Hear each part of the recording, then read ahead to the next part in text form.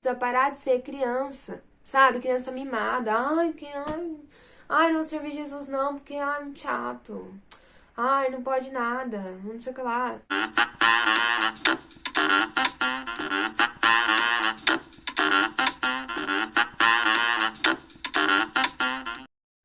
Oi, gente, e aí, como vocês estão?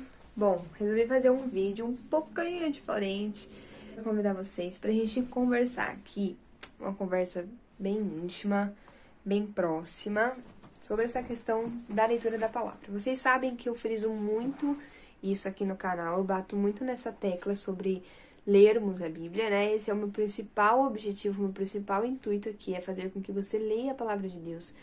Então, gente, de verdade, se assim, nada do que eu falar fizer sentido pra você, mas você começou a ler a Bíblia, tá valendo, eu tô feliz pra caramba, porque quem faz a obra é Deus, é o Espírito Santo, e eu vivi isso, e sei que aqueles que fizerem, aqueles que lerem vão viver também, porque o Espírito Santo, ele transforma a gente de dentro pra fora.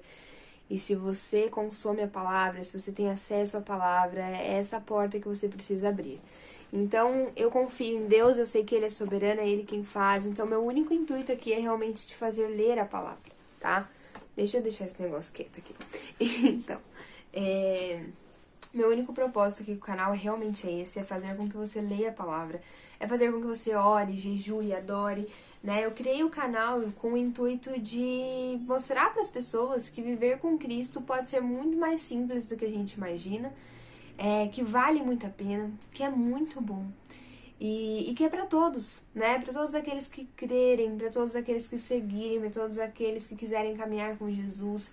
Ou seja, não é só para quem trabalha 100% com o ministério, não é só para quem tem uma vida boa e confortável e sobra tempo para Deus, não é só também para quem passa dificuldade e precisa se apegar a algo. Não, Jesus veio para todos, tá bom? E ele quer se relacionar com todos. Então eu criei esse canal para te mostrar a servir, te mostrar como servir ao Senhor, como adorar ao Senhor, como estar na presença de Deus no dia a dia, né? Na vida comum, na vida do dia a dia. Esse é meu propósito.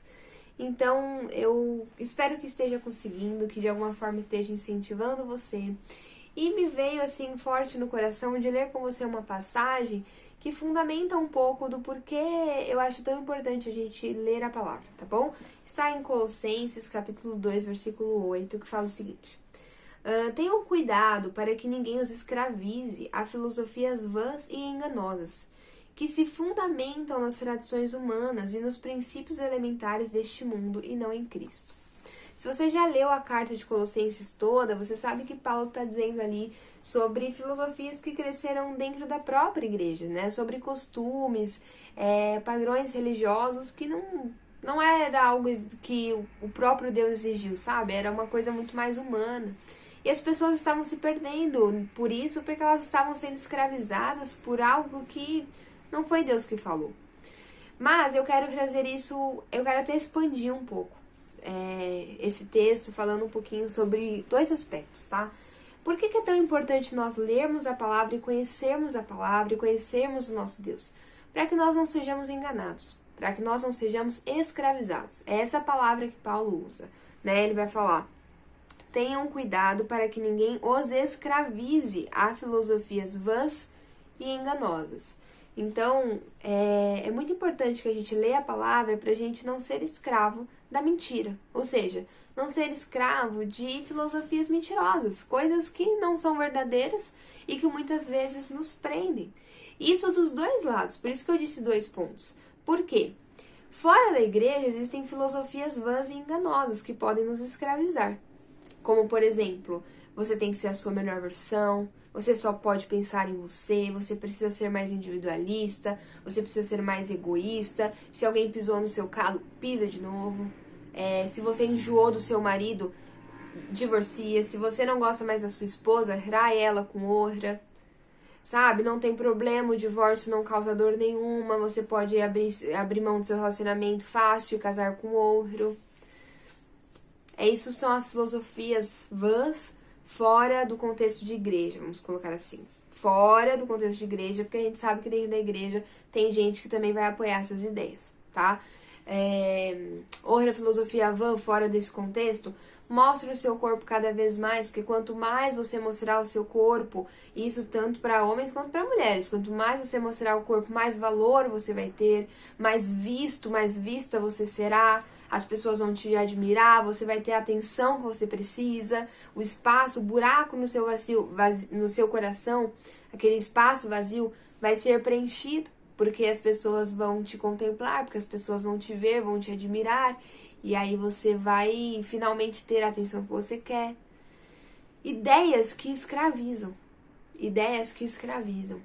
Só que, como eu falei, são 2 pontos. Essas ideias, essas filosofias vãs e enganosas, elas não estão só no contexto fora religioso, vamos dizer assim.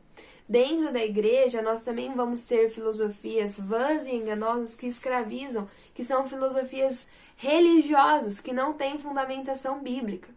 Então, por exemplo, eu não quero usar exemplos que marquem nenhum título de igreja, porque meu intuito aqui não é esse. Todas as igrejas cometem erros, toda placa de igreja, todas. A Assembleia de Deus, a Igreja Batista, a Presbiteriana, a igreja que é comunidade independente, toda metodista, todas as igrejas têm seus erros. Por quê? Porque a igreja é um conglomerado de seres humanos. Seres humanos são seres pecaminosos. A nossa origem, a nossa natureza é essa. Só que a igreja, ela é um grupo de pessoas que serve a Jesus Cristo e está num processo de melhoria. Dentro dessa igreja de pessoas em processo de melhoria, pessoas imperfeitas em processo de melhoria, vão ter processos diferentes. Então tem gente que tá lá no início do processo, tem gente que já tá um pouco mais pra frente, tem gente que tá um pouco mais pra frente, mas dá uma retrocedida. Cada um vai estar num nível diferente. Então quando você entrar numa igreja, você vai ver gente difícil de lidar. Você vai ver gente que vai pecar, que vai te machucar. Você vai ver gente que vai criar coisas que não existem. E vai ser difícil lidar com elas. Mas você também é difícil de lidar, porque você também é ser humano e também é pecador. Tá bom? Então a igreja, gente, é aquela comparação bem antiga, mas que explica muito, né? A igreja é como um hospital. É um monte de gente doente. Um monte de gente doente. E se você não tomar cuidado, você vai ficando cada vez mais doente, não é isso que acontece no hospital? Se você não tomar cuidado, você fica cada vez mais doente. Mas as pessoas estão ali com o propósito de serem curadas, de serem tratadas. E por mais que o hospital ele seja esse lugar onde você pode ficar mais doente ainda, se você não tomar cuidado, ele também é um lugar onde tem a cura para muitas coisas. Então, dentro da igreja, você vai ter gente que vai estar ali com uma feridinha, que basta fazer um curativo e resolveu, mas você também vai ter gente que está lidando com câncer. E cada um vai ter um nível ali de dificuldade diferente, tá bom? Então, na igreja também tem coisa errada. E cabe a nossa autoavaliação, cabe a nossa autorresponsabilidade. Saber qual é a verdadeira palavra de Deus, saber qual é a verdade, pra gente fazer um filtro e, isso aqui não é bíblico. Então, eu não vou seguir. Isso aqui é legal, isso aqui eu preciso melhorar, eu preciso seguir. Cabe a gente, entendeu? A gente tem falado muito mal, né? Eu escuto muita coisa assim, tipo... eu não vou naquela igreja não, porque lá o povo faz isso, isso, isso, e eu sou muito melhor, entendeu? Então eu não vou. Gente, para. Sabe, o erro que o outro comete, talvez você não cometa, mas você comete outros. Então, a gente tem que parar de ser mimizento e ficar jogando a culpa. É o pastor tal, é a pessoa tal, é o fulano de tal. Não, é você que não lê a Bíblia, não conhece a Bíblia, não sabe quem é o seu Deus e fica dependendo de um intermediário para se relacionar com o Senhor. E aí cai no erro, se machuca, entendeu? Vai ler a palavra, vai saber o que Deus fala, o que a Bíblia fala.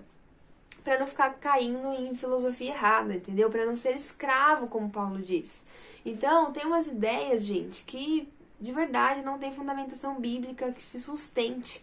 E a pessoa, às vezes, ela sai da igreja porque não conheceu a Deus, mas conheceu um representante de Deus que é tão falho quanto você.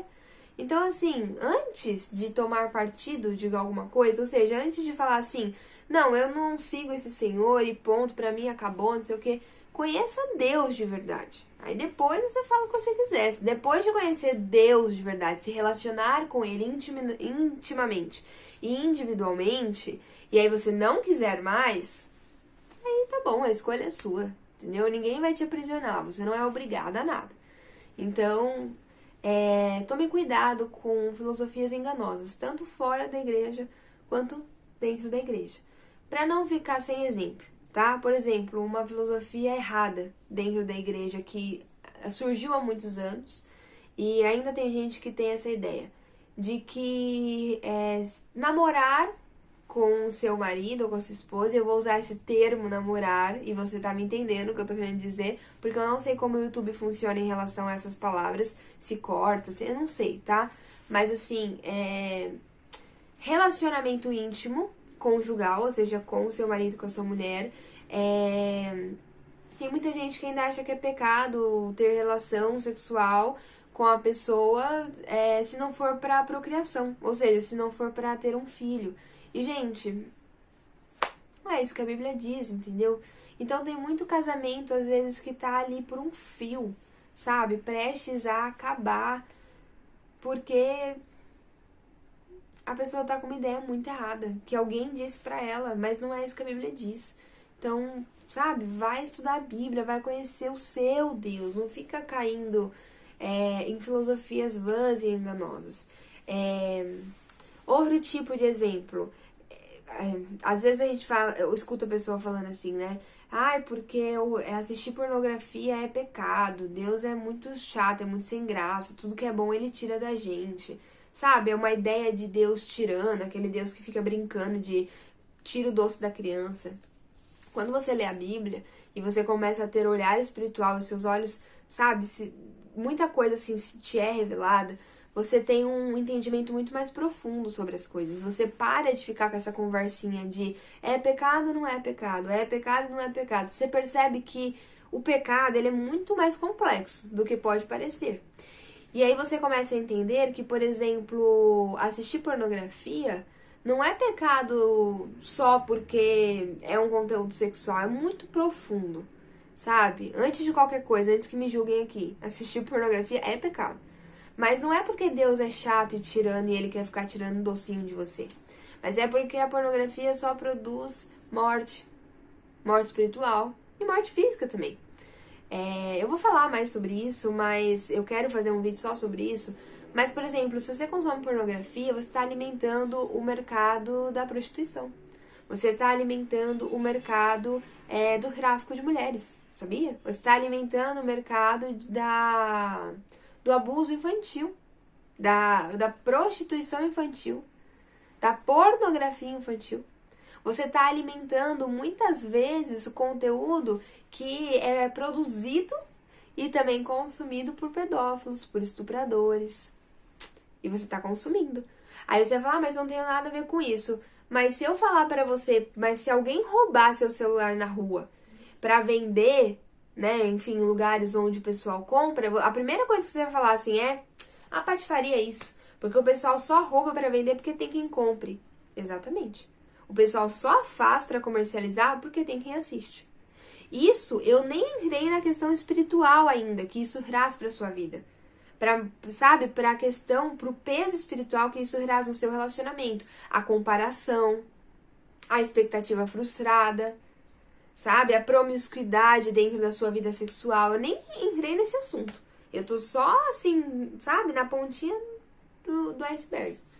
Então é muito mais profundo. Agora, se você ficar só assim com aquela listinha de regras a seguir, você não tá vivendo um relacionamento de verdade com o Senhor, entende? Tá muito vago, tá muito vazio. É por isso que eu bato tanto nessa tecla de ler a Bíblia, gente. É muito importante. Saiba realmente aquilo que você vive. Conheça o seu Deus, conheça os atributos de Deus. Quando Deus fala pra você, filho, para de assistir pornografia, ele não tá sendo um Deus tirano que quer acabar com a sua graça. Ele tá sendo um Deus protetor. Ele sabe o que tá por trás daquilo. Ele tá protegendo não só a sua vida, mas a vida das pessoas que foram envolvidas para aquele conteúdo chegar até você. Então, a gente precisa parar de ser criança, sabe? Criança mimada. Ai, não serve Jesus não, porque muito chato. Ai, não pode nada, não sei o que lá. Gente, vai conhecer Jesus, vai saber o que realmente é seguir ao Senhor.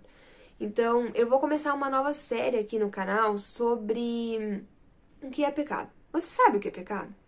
Porque quando a gente é novo na fé, é muito comum a gente ficar assim, isso é pecado, isso não é pecado, isso é pecado, isso não é pecado. E é muito mais complexo. Por exemplo, você sabia que para algumas pessoas, mexer no Instagram pode ser pecado? É, pode ser. Não tem um versículo falando isso. Ah, olha, mexer no Instagram que vai surgir no ano tal é pecado. Não, não tá escrito lá. Mas tá escrito que a idolatria é pecado. Tá escrito que ter algo que domine a sua vida, mais do que algo que esteja no lugar de Deus, é pecado. Tá escrito que ter a sua vida sendo dominada, ou seja, você não tem controle sobre si, é pecado. E tem gente que tem um vício tão grande nas redes sociais que vira uma idolatria. Que a rede social domina a vida da pessoa. A rede social incentiva naquela pessoa a inveja, fofoca, adultério. Abre porta para muito problema. Então, para aquela pessoa, o Instagram acaba sendo um pecado. Enquanto ela não tratar isso, enquanto ela não for capaz de usar a rede social de forma madura, sem se contaminar com tudo isso, sem ser dependente daquilo, enquanto ela não conseguir fazer essa distinção, para ela ainda é pecado. Para ela vai ser um pecado. Então, gente, é muito mais profundo do que a gente pode imaginar. Eu vou começar uma série sobre isso. Você sabe o que é pecado? E aí eu vou fazer um videozinho sobre cada assunto, tá bom? Sabendo disso, se você quiser deixar aqui no comentário, Gi, eu queria que você fizesse um vídeo sobre, sei lá, eu queria que você falasse sobre o pecado da gula, sei lá. Deixa aqui embaixo que eu vou amar ver suas sugestões, tá bom? Curte, comenta, compartilha, aquela coisa me ajuda. Deus abençoe. Leia a Bíblia, faça oração e beba água se quiser crescer. Beijo, gente.